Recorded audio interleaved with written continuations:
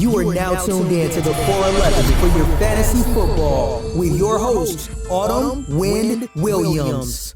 What is going on, everybody? This is Autumn Wind Williams, and this is the 411 for your fantasy football for Week 10 DFS on Yahoo, Fanduel, and Draftkings.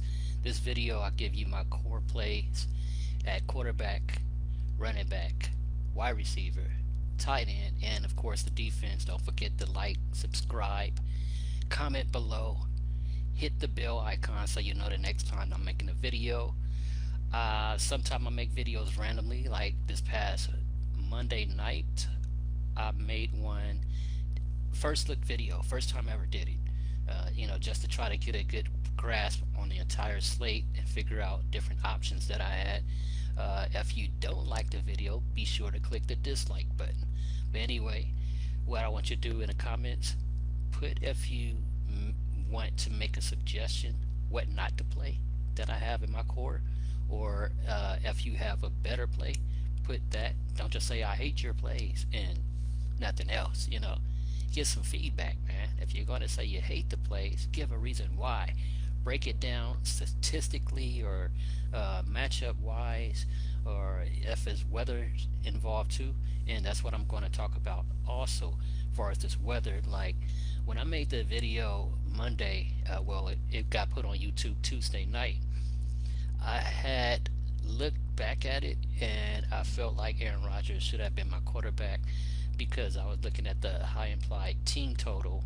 I think it was like 33 points, and now it's moved down to 30. Let me check and see what it is right now, as a matter of fact, while we're talking about this.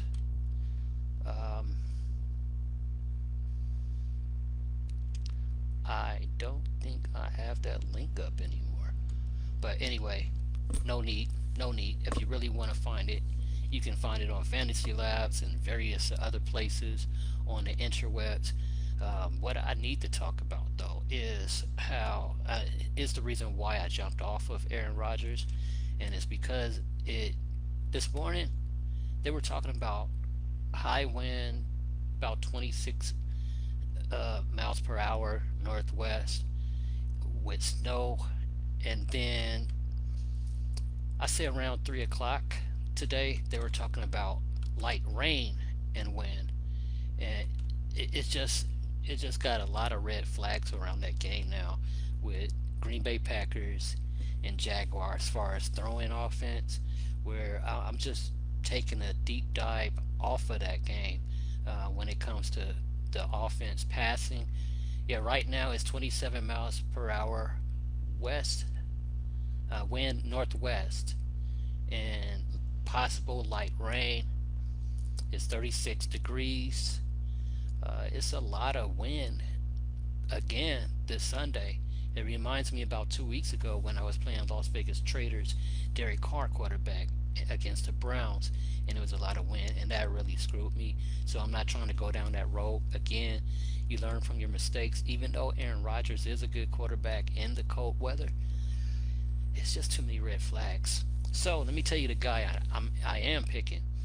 I know a lot of people are picking Kyler Murray, Josh Allen, and strangely Jared Goff been popping up, and a lot of talk from the public about who they're considering. Like I seen stuff all on Twitter, podcasts, some YouTube videos too, and they're saying that they're playing Jared Goff because of the Seattle's defense, the secondary, which I can understand why. But they're not looking at who Jared Goff is going against, and that's Russell Wilson, aka Danger Russ, aka Mr. Unlimited. Russ can run, Russ can throw, Russ can scramble. Russ is football, and he's going to be my quarterback, man. I can understand people jumping off of Russ because out of 41 attempts, he got 28 passes for 390 yards, 2 touchdowns. That's not the problem right there. The problem is he threw 2 interceptions, which is not like Russ. He also fumbled twice, but he put up, I believe, 29 fantasy points on Draftkings. So I know the Rams defense is pretty good at going against quarterbacks going against the wide receivers, the running backs, but they are not. I don't think they're going to play that damn good against Russell Wilson. He's not your average quarterback. Let's check and see who is the Rams playing all season. I didn't look at that yet. All right, Los Angeles Rams. Let's check right now.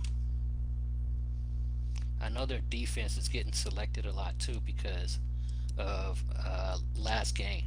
A lot of people are picking the Rams DST because they only 2,200, so that makes sense if you're going to pay low at defense. But okay, they say they played Tua, they played Foles, they played Garoppolo, they played Kyle Allen, Daniel Jones, Josh Allen, Carson Wentz, Prescott. They played, I can say maybe Prescott back in week 1, Josh Allen week 3. Besides that, they haven't played any like top elite quarterback. No Mahomes, Russell Wilson, gosh, Aaron Rodgers. You know, they haven't played anybody like that. Not a Lamar Jackson, not even a Cam Newton. So I think it's a smart idea to go with Russell Wilson as my quarterback. Just look at his fantasy numbers that he's been putting up. You know, even though he had a bad game last week, like I said, he got 29 fantasy points. Before that, 28, 35, 25, 24, 39, 34, 34. And at 7,700, if he's going to get me between 25 and 35 points, that's not a bad idea to select him as my quarterback. Now at running back, you know how I said I'm getting off the Green Bay and the Jaguars game when it comes to passing the ball. I'm going to still stay in that game when it comes to running the ball. I'm talking about playing Aaron Jones as my running back because Aaron Jones, was it week 2 I believe it was, he put up 40 something fantasy points. Let's check right now. It was an amazing game against Detroit. Yeah, he put 48.6 fantasy points on Detroit in week 2. And I'm looking at Jacksonville Jaguars defense is no better than Detroit Lions. So if he can do that against the Detroit Lions, it's possible he can do it against the Jacksonville Jaguars. Not saying he's going to almost get a 50 burger in the game when it comes to fantasy points. What I'm saying is he has a high upside and he's only 7,100 on Draftkings. So I think it makes a whole lot of sense if I know that in a windy game, possible rain, light rain or snow or whatever going on in Lambeau, people are questioning if Devontae Adams at 9,000 is going to get a lot of passes from Aaron Rodgers. So if you don't think he's going to get a lot of passes from Aaron Rodgers, then you got to be thinking that they're going to run the ball again.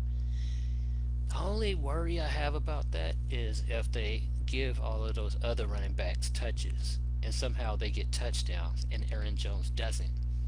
That's my biggest concern right there.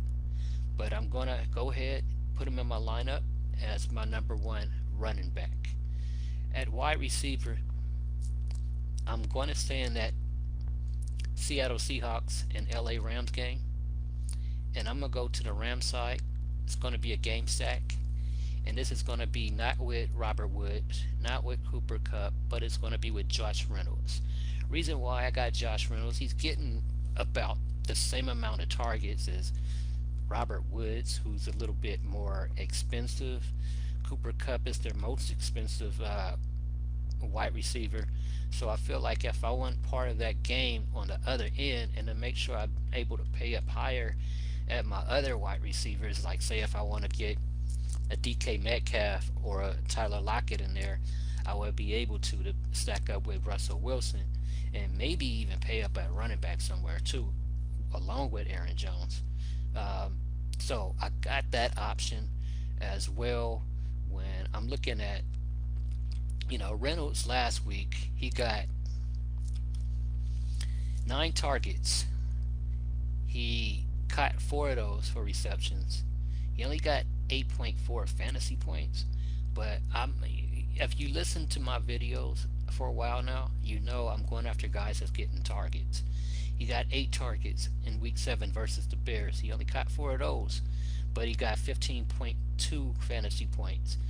Yeah, so he got a touchdown right there, and he got a touchdown in week 6 versus the San Francisco 49ers, where he got 12.5 fantasy points. So right now he got 2 touchdowns. He's averaging 8.2 fantasy points per game, 322 yards, and 22 receptions. So at a price of $3,500, if you're going that low at wide receiver, he's a guy that you need to get. So that's the main reasons why I'm selecting Josh Reynolds as one of my wide receivers in my core main lineup. And I'm staying in that game at tight end as well, where I'm paying low. I'm not going to go after Greg Olsen because he's on a decline right now. I'm going to go with Jacob Hollister. He's only at 2,600 on Draftkings, and he's getting targets, man. While Greg Olsen, I don't know what he's doing, if he's ready to go back commentating or what. But Hollister put up double-digit fantasy points last week, got 7 targets, and caught 5 of those receptions. So, he was only at 2,500 last week. Now they got Greg Olsen at 2,500. So if you don't feel confident with with Jacob Hollister, I don't blame you. If you want to go $100 less, if it's some kind of thing you have to do for budgeting, and you're still trying to game stack this game and think Greg Olsen's going to get out of the slump and get back on the field to get those targets, you can go ahead and do that too. But I'm going to go ahead and take Jacob Hollister. It just makes a lot of sense to me right now. If the veteran Greg Olsen is not coming through with what we would expect he is able to do, even though he's a little bit older, I think he's still well capable of having a good game. But Jacob Hollister, I'm taking my chances with him. That's all I got to say about that. And at defense, going back to that Packers and Jaguars game, we think it's going to be a running game. They're in the rain, snow, sleet, wind, whatever, cold weather, bottom line. If they're running the ball, they're going to be more in control of the game. That's going to keep the defense off the field, where they're well rejuvenated when they get back on the field. And they're going against a rookie quarterback that did pretty good last week. I didn't think he was going to do that great, filling in for Gardner Minshew. The guy's name is Jake Luton. He put up over 25 fantasy points. He impressed me. He really did impress me. But he's going against Aaron Rodgers and the Green Bay Packers in cold weather. Jacksonville's used to playing in hot weather, by the way. Even around this time. It's warm out there. It's what 70, 80 degrees in Florida. So they're not used to that cold weather around this time. And with a rookie quarterback, I don't think it's going to happen for Jacksonville Jaguars. What I can see happening is a lot of check down plays to James Robinson, and say James Robinson get 2 or 3 touchdowns passing from Luton, then he'll put up his numbers, possibly get 25 fantasy points again or so. But I don't think that's likely. They got trouble at receiving, and that's the reason why they have to rely on James Robinson too. Just look at even at running back. Armstead still on the COVID-19 list. Ezigbo out. Wide receiver Chenault's out. Westbrook's on IR. Their tight end is not doing good. Even though they got Eifert, I thought Eifert was really good, but they got Eifert, O'Shaughnessy. Josh Oliver's been on IR for almost 2 years after he got drafted. What the hell is up with that? And they still haven't waived him. This guy must be damn good if you can keep him on IR for 2 years damn near. I don't ever remember seeing him play. I heard a lot of hype about him after the draft last year, and when the season started, he was on IR. I ain't seen him, man. He got milk cartons with his face on it right now. I mean, wanted posters all on light poles. This guy is disappearing in the NFL. He never seen the NFL field, I don't think, not even preseason. What is up with this guy? Is he a real person? I'm serious. I've never seen him on a field, man, or saw him on a starting lineup, or not even on a bench. Is he the Gatorade boy, or what's up? What's up with that, man? IR. Almost 2 years. Get it together. Get a second opinion. Get a new doctor. Something. You could have got new legs by now. Damn. But yeah, that's what I have for the video, you guys. At quarterback, Russell Wilson from the Seattle Seahawks going against the LA Rams. Running back, Aaron Jones from the Green Bay Packers going against the Jacksonville Jaguars. Wide receiver, Josh Reynolds of the LA Rams going against the Seattle Seahawks. At tight end, Jacob Hollister of the Seattle Seahawks going against the LA Rams. And Green Bay Packers defense going against the Jacksonville Jaguars. This is the 411 for your fantasy football. As I said at the beginning of the video, click the bell icon so you know when the next time I'm making a video, you know, because I do random stuff, you know, all of a sudden I pop up the laptop like, okay, let's do a showdown video. Let's do a first look. Let's just get on a video and talk shit. Or just do this core video. So yeah, that's what I do, man. Don't forget to follow me on Twitter and Instagram at the 411 DFS. Like, dislike, comment below, subscribe. Mostly, that's what I need you to do. Okay, subscribe, click the bell icon, then we're in good business. This is a YouTube community. That means it's more than just my big mouth that needs to be on this channel. We need your involvement too. Besides that, you guys be safe, make a lot of money, stay blessed, and I'll holla at you later. Peace. I'm out. Thank you for listening to this episode of the 411 Podcast. Now get ready to make that money. And don't forget to follow us on Twitter at the 411 DFS.